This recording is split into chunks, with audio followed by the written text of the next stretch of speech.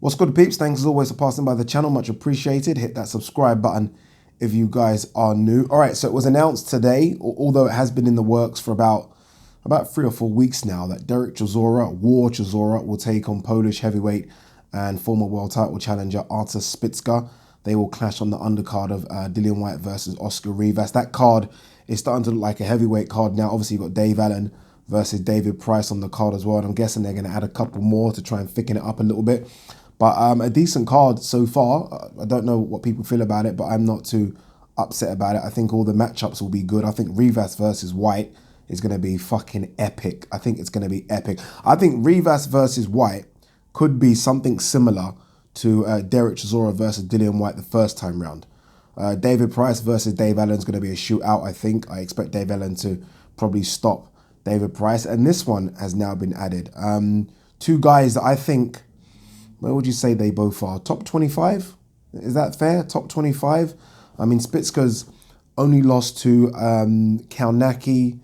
Who else has he lost to? Deontay Wilder. Did he rock Deontay Wilder? Is that just my imagination? I've got this vague memory, and it tells me that he hurt Wilder in that fight, but I can't remember anyway. So Deontay Wilder, Brian Jennings, and Kalnacki. So he's lost every time he's really stepped up. But you could say the same to Dereck Chisora, if I'm honest with you. Dereck Chisora has lost every single time he stepped up as well. I guess the only exceptions will probably be Malik Scott, where I think he was an underdog in that one. And I think a lot of people maybe thought Carlos Takam was going to beat him.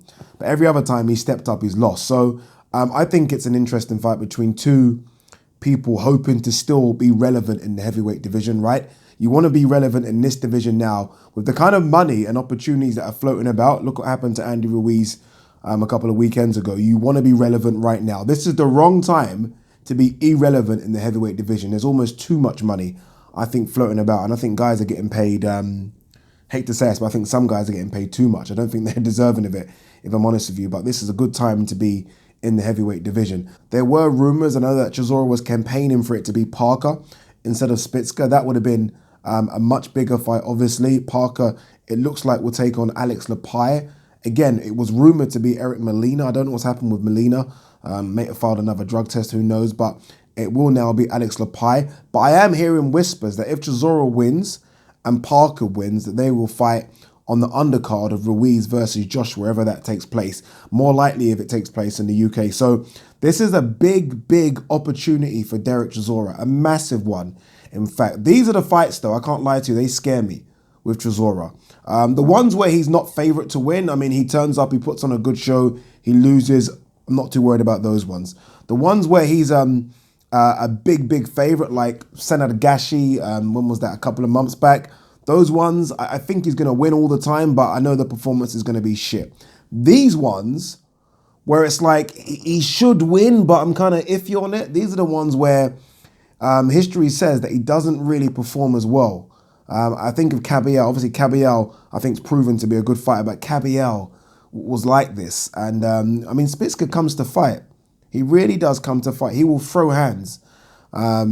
So, fingers crossed that Dereck Chisora, who now will be in his second camp with Dave Coldwell, his third camp with the team Haymaker and all that strength and conditioning stuff. So, fingers crossed, we do see a good Chisora, because I like him. I think he brings a level of excitement to the heavyweight division. And I think for him to still even be relevant is an achievement, right? There can't be any boxer in the top 30 that is still relevant and has 9 losses on their resume.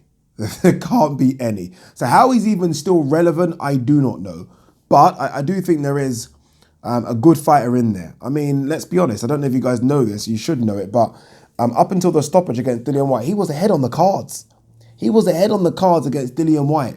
Yes, he got stopped, but that shows that he's not far off. I mean, Dillian Whyte, most people think Dillian Whyte's what, a top 5, top 6 heavyweight.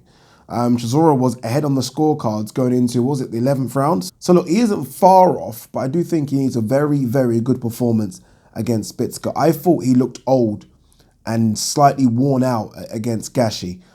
Maybe he came back too soon after that brutal fight against Dillian Whyte.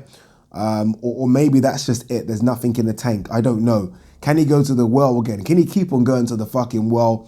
I don't know. But he's trying his best to do everything he can outside the ring in terms of strength and condition, in terms of, I think, a big step up in trainer with Dave Coldwell. So he's ticking all the boxes he can tick. Is that enough to still hang with the big boys of the division?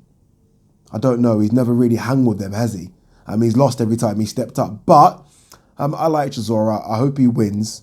I hope he gets the Parker fight. It's a fight that he has a chance in. I know I'm probably looking too far into the future here, but I mean, if he were to beat Parker, fucking hell, I don't know. I mean, I don't know. We'll have to wait and see what happens with Andy Ruiz and where those belts go. But this is heavyweight boxing right now. Anything can happen. I mean, nothing will shock me. But what do you guys think of the matchup? Good one? I think it's a good one. Again, there are maybe more known names than Szpilka, but go and look at his fights. Even in the losses, he comes to fight. He comes to fight, and I think this is the level Chisora's at. If Chisora can prove to me that he's a better fighter and can get past Szpilka, then yes, we can start talking about the other guys out there. But for now, this is where he is, and I think it's a 50-50 fight. Anyway, what do you guys think? Let me know. Peace.